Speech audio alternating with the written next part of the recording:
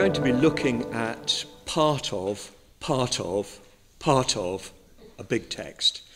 We're going to be looking at part of the 6th chapter of the Bodhisattva Bhumi, which is part of the Yogacara Bhumi Shastra, by the great Indian teacher, Acharya Asanga. Anybody who knows our refuge tree will be familiar with the figures above the head of the Buddha, who are in, 5 ranks, the teachers of the past. And at the top of those are 2 figures. There's Nagarjuna and Asanga.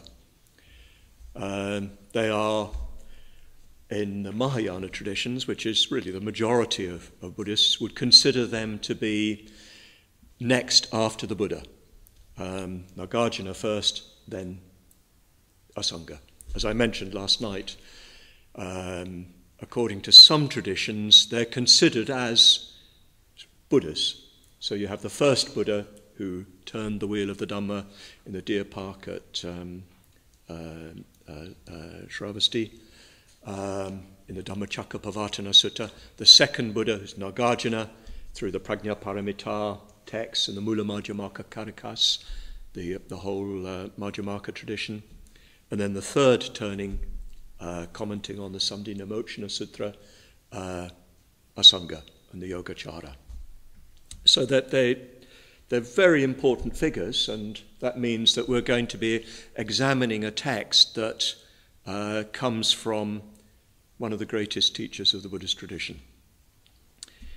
This particular text, which we're going to be looking at a tiny part of, is really important for the whole of the Mahayana. It's seminal work for the whole of the Mahayana. So just to illustrate how important it is, I'm going to tell you a little story. Probably most of you have heard of Xuanzang, a Chinese master of the 7th century, who made a 17-year journey to India, where he spent many years studying at the great Buddhist universities of northern India. He went because he became confused. It's a pretty good reason.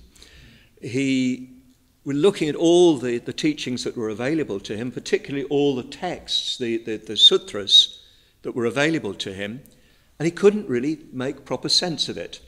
And he considered that many of the translations were not accurate. He couldn't find a sort of integrative perspective on it all. And he felt particularly that some of the texts were in contradiction with each other. It's quite interesting, isn't it? Because in many ways, the introduction of Buddhism into China is the nearest parallel we have for the introduction of Buddhism into the West.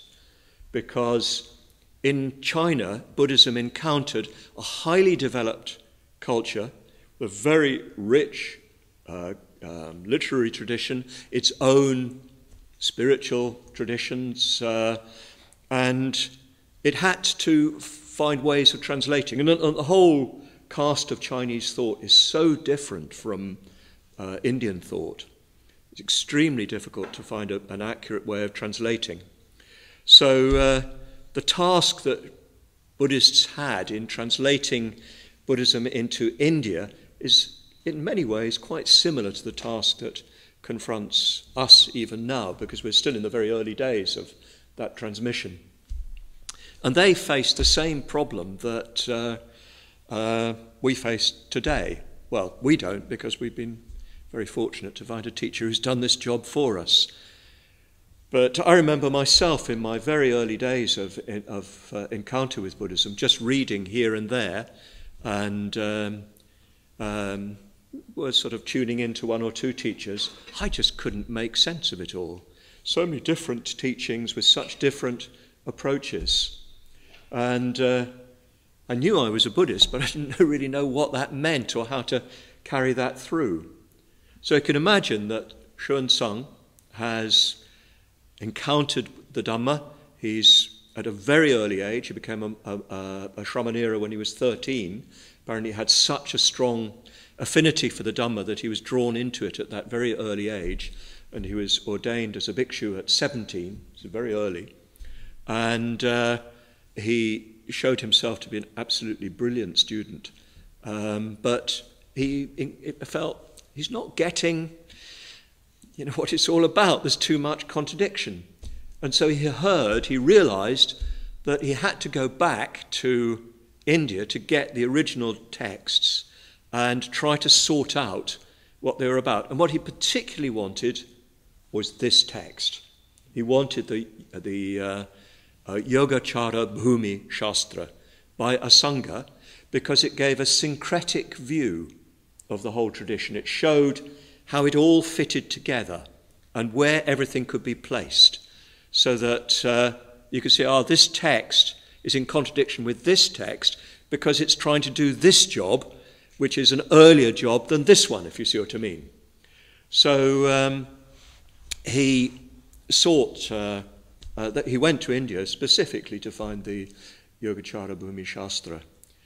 He made this extraordinary journey, which we have a record of in a text called The Record of Western Kingdoms, which you can get a nice Victorian translation of. It's very, very interesting. And he travelled north across the Taklamakan desert, through into what's now Afghanistan, the Hindu Kush, into Kashmir, Gandhara, and eventually found his way to Bodh Gaya, Nalanda, and so on. And he stayed for many years at Nalanda, which you probably know is a huge, or was a huge, Buddhist university. There's no other word for it. And there's said to have been at least 10,000 monks. I've never heard mention of nuns, but there certainly were parallel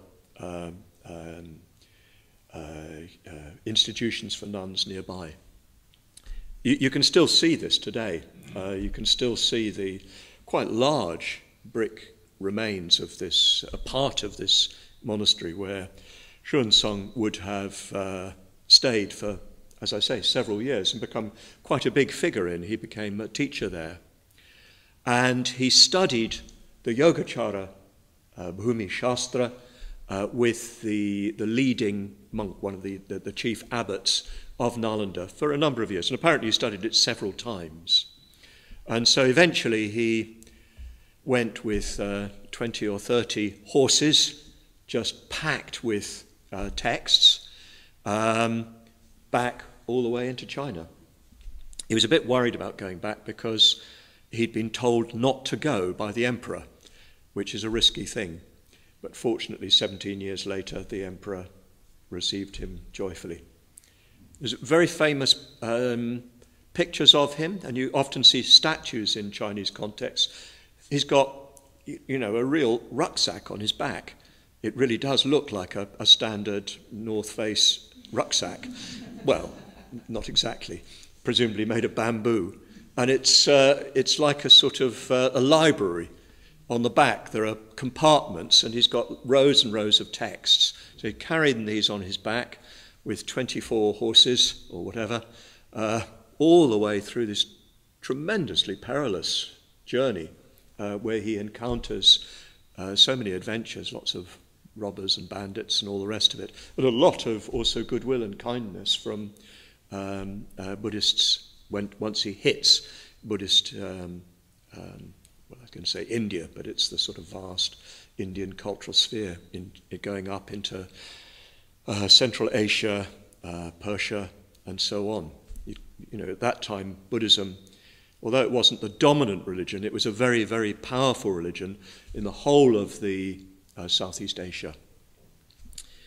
There's a lovely book by a modern Chinese woman author whose name I can't remember at the moment, called 10,000 Miles Without a Cloud, which I strongly recommend, where she retraces Xuanzang's steps from Chang'an, where he set out, right the way through into Bodh Gaya. Beautiful book, where she sort of sees the remains of these extraordinary rich kingdoms along the route.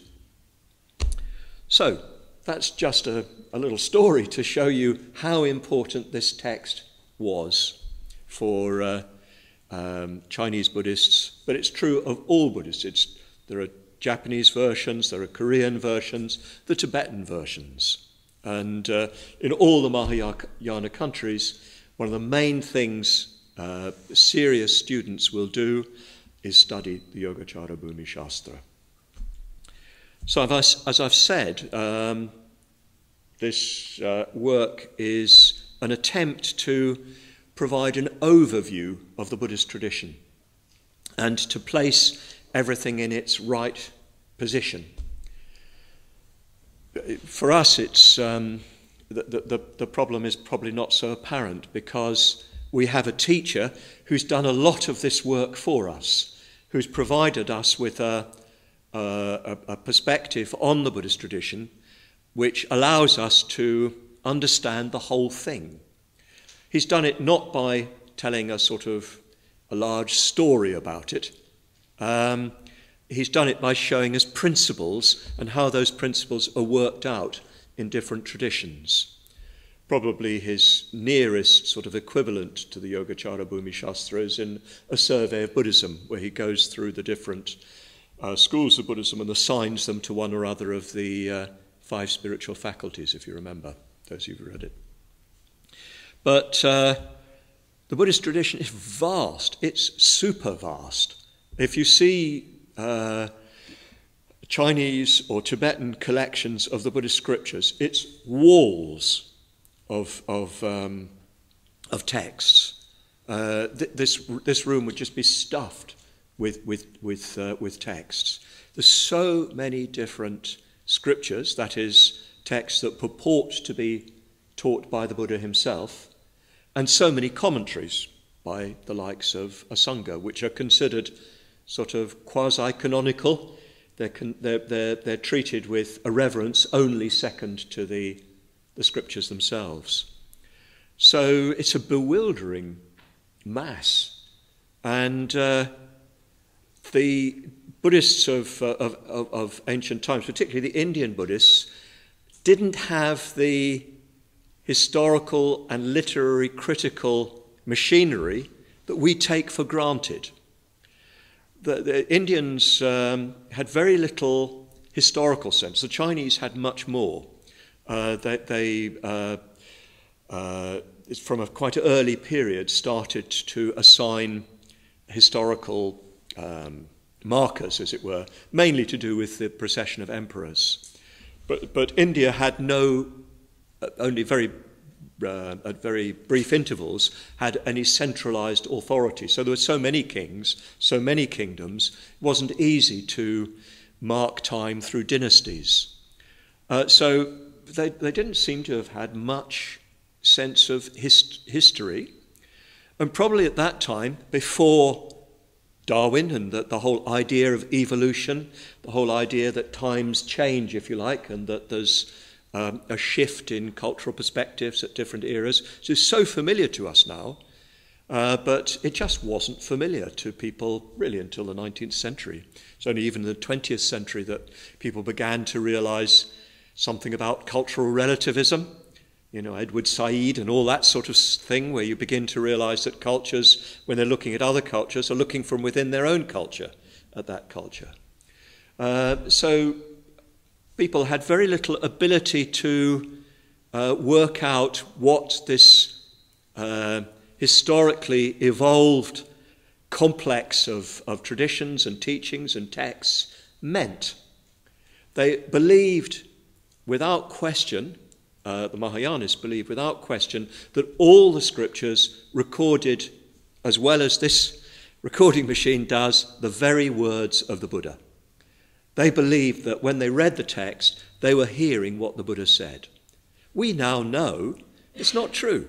We even know that the Pali texts, which are probably as close as we get to the lips of the Buddha, are actually several centuries after the Buddha and probably represent, something pretty close to what he said, but filtered already through change of language and change of culture that alters the way in which words resonate and so forth. They didn't know that.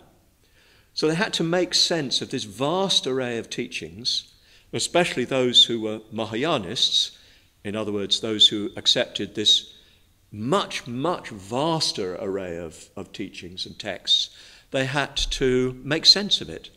They couldn't make sense of it with a kind of literary, historical, critical, evolutionary idea that we have, where you look at the context, you understand the thing in its context, you see the relationship of the context to the one that came before it, and you can begin to tease out exactly what this text is doing.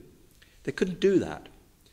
So they began to develop exegetical fictions, if you like, in which the general trend, and the Yogacara Bhumi Shastra is a key text in this trend, they assigned different texts and different teachings to different stages in the spiritual life. So they began to say that, well, the Buddha taught this to absolute beginners, people without much spiritual understanding and depth. And of course, you know, there is that, isn't there? One teaches differently in a beginner's class than you do in a mitra class or whatever.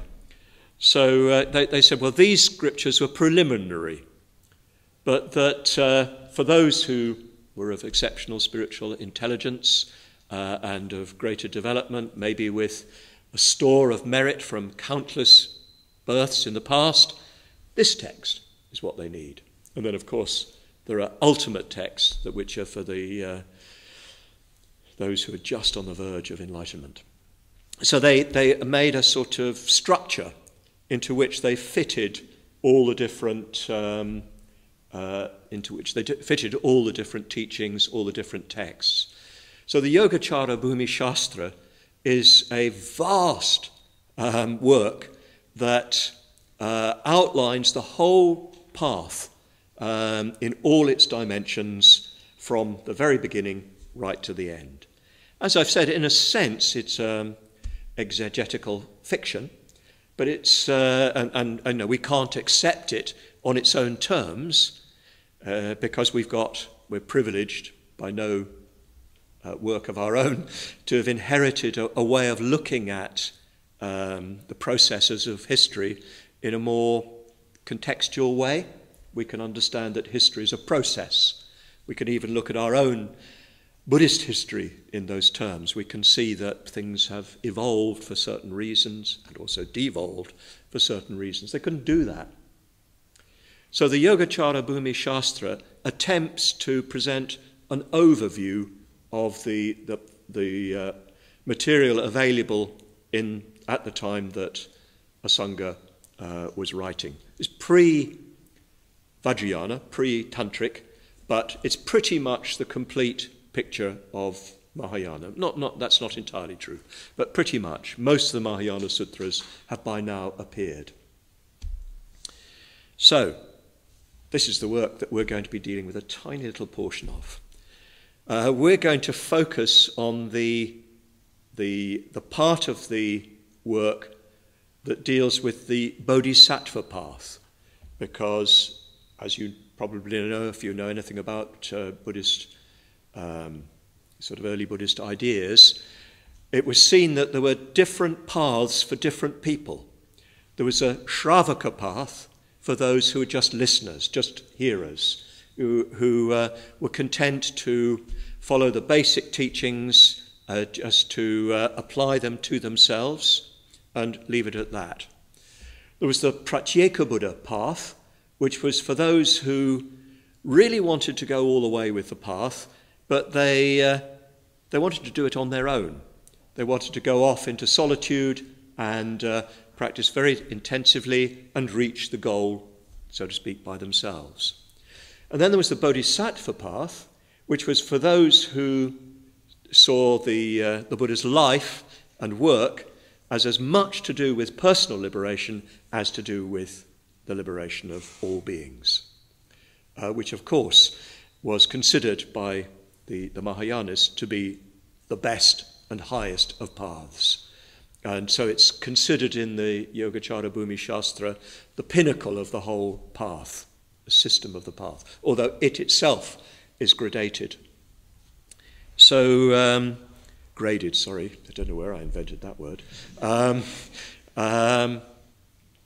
So the Bodhisattva Bhumi Shastra, amongst other things, which is the Bodhisattva Bhumi, is part of the Yogacara Bhumi. Do you see what I mean? So you've got the Yogacara Bhumi, which contains many, many parts, principally Shravaka Bhumi, Pratyeka Buddha Bhumi, and Bodhisattva Bhumi. Bhumi meaning earth or ground or stage or step. Even today in India, Bhumi means ground, land. Bhumi Puja is what you do when you set up the foundations for a house. So these are stages or grounds for practice at different levels. So the Bodhisattva Bhumi, from which this is taken, is concerned with the six paramitas, the six transcendentalizing virtues, another new coinage, which you know is Shila. Oh no, I shouldn't set out on this without thinking about it in advance. Anyway, the six paramitas, which of course you all know, because you have to be mitras. So, and amongst those paramitas is Shila paramita, the perfection of ethics. The perfection of ethics is, in the Bodhisattva Bhumi, in the Yogacara Bhumi, is probably the best known part of the whole work. It's best known because it contains the Bodhisattva Precepts, the precepts that you need to follow if you are going to be a Bodhisattva. These are the precepts that Bhante received from Dada Rinpoche, who is now alive in our stupa, so to speak. He received them from him, and he would have received them from a tradition going back to Asanga and Shantideva and so forth, probably more or less unbroken, back to ancient India, to northern India. I'm going to say more about how we've sort of integrated those precepts, but I won't say that yet. So this is why this text is important. Asanga himself is a very interesting figure. So I'm going to tell you a little bit of a story about him.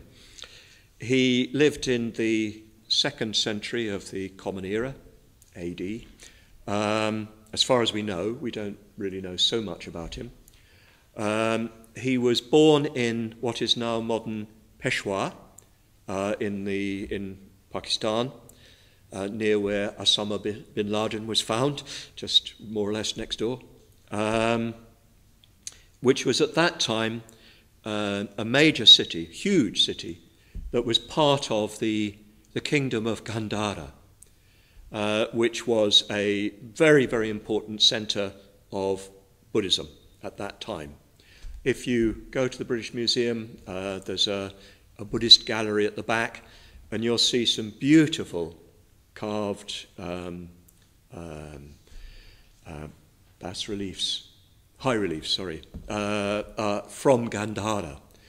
And as you probably know also that part was under the influence of Greece, of Greek culture, because Alexander the Great invaded India up to the Indus and left behind Greek kingdoms, Greco-Bactrian kingdoms in that area of Afghanistan and Pakistan and Kashmir, which survived for quite a number of years, quite a number of centuries actually, where Greek and Indian languages would have been spoken side by side, and also Central Asian languages been spoken side by side. So, as it happens, some of Ashoka's rock-cut edicts, Ashoka, the great emperor of the 3rd century before the Common Era, who converted to Buddhism and is probably responsible for us being Buddhists today. It's through his work that Buddhism became an international religion, if you like. But Ashoka left rock-cut edicts all through his kingdom in the local languages. So in the northwest of Pakistan and I think Kashmir, there are rock-cut edicts, one or two of which are in Greek. There's quite a significant connection for us as coming from the modern West, which is so much under Greek influence. So Asanga came from that very important cultural melting pot. There are different accounts of his background and family. Some say that his father was the court Brahmin of the Raja of, can't remember the Sanskrit name for what is now Peshawar. It's very close to Peshawar. His mother was a Kshatriya, which is interesting in itself as a mixed caste. The mother was a devout Buddhist. The father was a Brahmin priest, therefore, as it were, I can't say Hindu because it was pre-Hindu Hinduism, but was there to perform the Vedic rites for the court. But his mother was a devout Buddhist, and she strongly influenced her three sons, because there are three members of that family, two of whom are extremely important, and they're both on our refuge tree. So the brother of Asanga, the brother we know best, is Vasubandhu, who was another very, very important figure in the founding of Yogacara Buddhism. At quite early age, Asanga became a monk in one of the earlier schools of Buddhism, the Hinayana schools, which are sort of parallel to the modern Theravada. It's the only one that's survived of the 16 major schools of Buddhism of that early period, all of which would have had more or less the same teachings, more or less the same vinayas, more or less the same practices, but with variations on small matters, which of course were very important, like exactly where you'll put your washing up when you dry it. You know what I mean? Most disputes are about very small matters, aren't they? We find in communities. They're not about major matters of doctrine, they're about small matters of etiquette and so forth. So there's small differences between these schools. It's thought that he belonged to a school called the Mahashashika school. It's not really known for sure. It doesn't matter. At a certain period, and we don't know exactly how, he came in contact with the Mahayana. So you imagine at that time in India, in North India, there's an extraordinary melting pot of Buddhism. There's all the early schools which are based on the parallels to the Pali Canon, the early scriptures which are quite well known to us, which you can buy the Pali Text Society version of, or Bhikkhu Bodhi's wonderful translations of, well known to us in English. So all of those would have been very familiar. He'd have studied all of those. He'd know the basic teachings, Eightfold Path, Four Noble Truths, Praticca Samuppada, and all that, the very basic teachings that we learn. But at the same time, there'll be swirling around all these Mahayana texts, the Prajnaparamita texts, which we know mainly in the form of the Hridaya Sutra, Prajnaparamita Hridaya Sutra, the heart of the Prajnaparamita, which we recite in our sevenfold puja. So he'd have known those sort of texts. He probably would have known of Nagarjuna's commentaries, well, he certainly would have known of Nagarjuna's commentaries, which were based on those texts. The Mula Madhyamaka Karikas is the chief one, which sort of encapsulates the Madhyamaka philosophy, epistemology and logic, really. So he'd have known of that. He'd have known of many other, much more arcane, even strange texts, like the Samdhina Sutra, which teach at an even more kind of subtle and deep level. He'd have known all of that swirling around him. And at some point, he became deeply convinced by the Mahayana perspective. Of course, he wouldn't have thought of it as Mahayana perspective. Mahayana wasn't at that point a school. You know what I mean? You couldn't look it up on Google and find where their nearest centre was.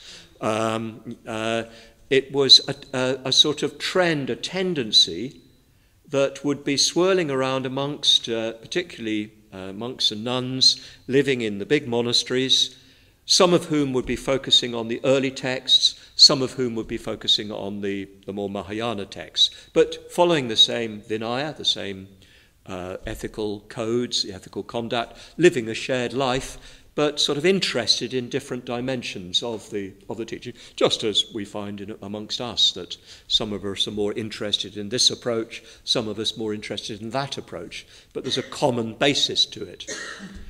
So there wouldn't have been a sort of organised system, as it were, but he'd have found himself more and more attracted to these much more subtle and colourful and rich texts which focused on the idea of emptiness, shunyata, that focused on the bodhisattva ideal, the idea that to really follow the Buddhist path, you had to follow it not just for yourself, but for everybody. You couldn't just follow it for yourself. To follow it for yourself was a denial of what it was. But we'll be looking at this more closely later on. And then also that the sense, the feeling, the experience that there were other forces operating on what we would call archetypal level, for lack of a better term, which you could come into contact with. In other words, the Buddhas and Bodhisattvas, the archetypal Buddhas and Bodhisattvas, which could especially be experienced in meditation. A Sangha seems to have made, well, he says, he made a very strong connection with Maitreya, Bodhisattva Maitreya, who, as probably you know, is said to be the next Buddha. Once all traces of this Buddha and his work disappears, when every last Triratna center has gone, every last Mitra has gone, every trace, even Bodh Gaya has gone, the Bodhi tree has gone, there's nothing left, then Maitreya appears and restarts the whole business all over again. This is Buddhism. The Buddhas appear when they're needed, and they teach, expose or explode the Dhamma into the world again. So Maitreya is said to be preparing himself at this very moment in the Tushita Devaloka, which is a very lofty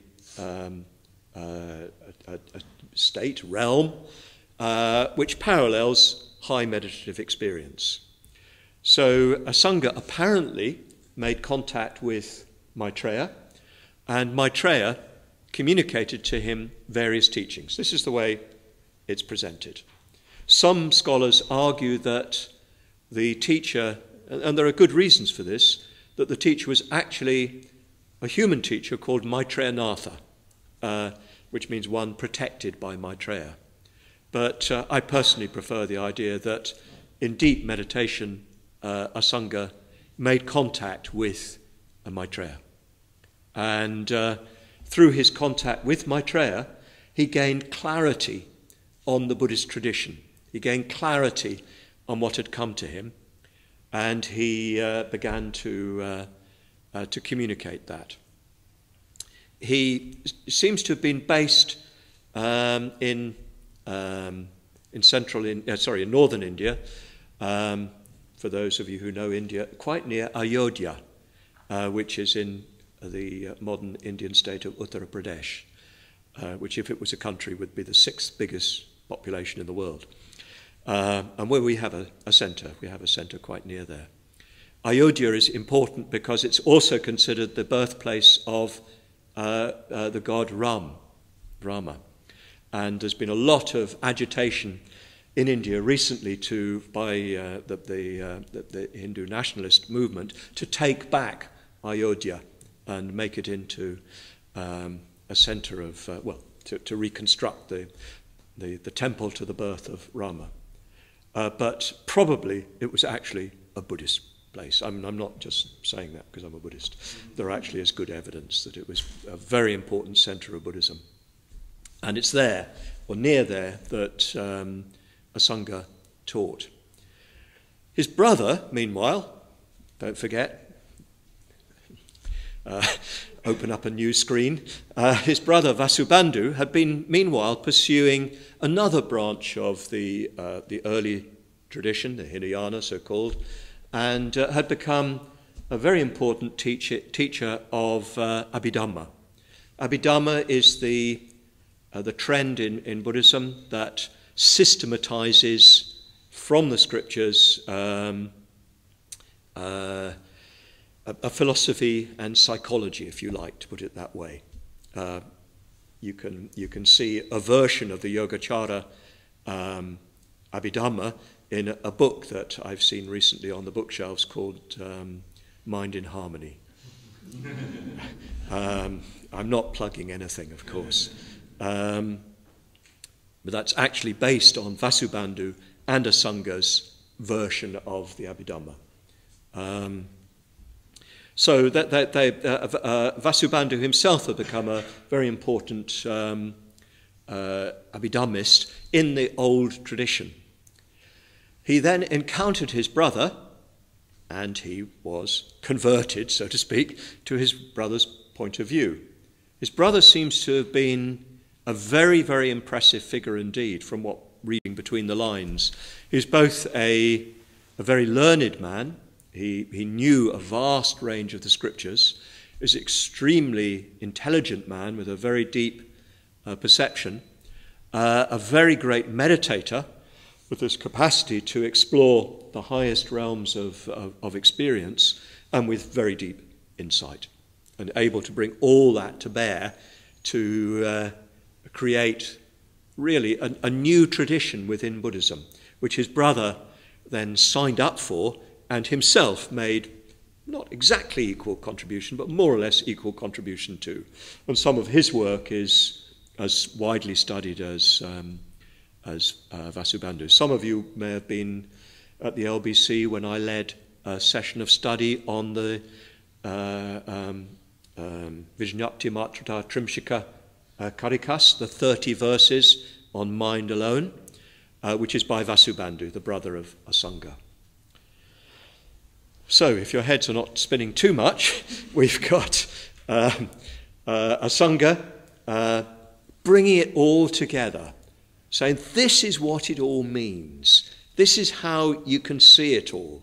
So you don't have to exclude anything. You don't have to reject anything. You can see it all in this vast framework. And this is a very important function of key teachers throughout Buddhist history. And myself, I place our own teacher, Urgyen Sangharakshita, in that category. At what level, only history will tell us. If you see what I mean, how important he will be for the future, we don't know. Certainly pretty important for me, and no doubt for many of you. But how much that will endure, we don't know. But he's done the same function. He's taken the vast array of Buddhism and he's made sense of it in terms of the modern world. Not just the modern Western world, because it works in India too. And no doubt it'll work in other countries as well. We have mitras. We have a mitra in China. We have mitras in Malaysia, and so on. It's going to take more time because more translation required. But that's the function that Sangharakshita has performed, to sort of distill the vast range of Buddhism, to make sense of it all without sort of plumping for one school or another, but just be a Buddhist in relation to the big Buddhist tradition, and to work out a path of practice and a way of understanding things that works for us. It's not the last word, not the only word. It's never going to be finished, but it's pretty good. It does for me, and I hope for you. So you can sort of understand a Sangha a little bit in the light of Sangharakshita. And again, I'm not trying to make comparisons. History has to make those comparisons, but it's a similar function. that he's performed, if you see what I mean, of making sense of this huge tradition, which is in a way even more vast because it's gone on for 2,500 years and scholars are finding more and more and more. Some of the versions of the text we're going to be looking at have been found in the deserts of the Taklamakan, in old Khotanese, for instance, and other languages. So scholars are all the time finding new Mahayana texts in Nepal, in the monasteries of Nepal, and so on. So scholars are finding out so much about Buddhism. Even in my brief lifetime, the understanding of the origins of the Mahayana have changed immeasurably. A lot of what Bhante writes and even speaks of in his earlier writings about Mahayana is well out of date, which is okay because he's still making spiritual sense, even if it's not historically completely accurate. So a Sangha has taken all this vast array and tried to make sense of it. One of the big jobs he had to do was to make sense of the different ethical codes that came to him. Buddhists at that time were faced, of course, with the distinction between monks and laity. We're going to look at this much more closely later on. Monks and nuns followed the Vinaya, which is a code of conduct, which is partly ethical and partly customary, which shoulder you put your robe over, and how you do things and how you hold your bowl and that sort of thing. And partly it is definitely ethical. Lay people follow the 5 or often the 10 precepts, the ones we follow. Then there are all sorts of other categories, again, which we'll see later on. So the question was, what is essential in all of that? What is it that really applies to everybody, especially if you want to be a bodhisattva? What is ethics for the bodhisattva? That was the question that he was trying to deal with. If you want to be a bodhisattva, whether you're a lay person or a monk or nun, how do you conduct yourself? You see? So that taking for granted this sort of distinction between the earlier path, the Shravaka path, and the Pratyeka Buddha path, and the Bodhisattva path, how, if you want to follow the Bodhisattva path, do you practice? What precepts do you follow? That was the question that he was trying to face.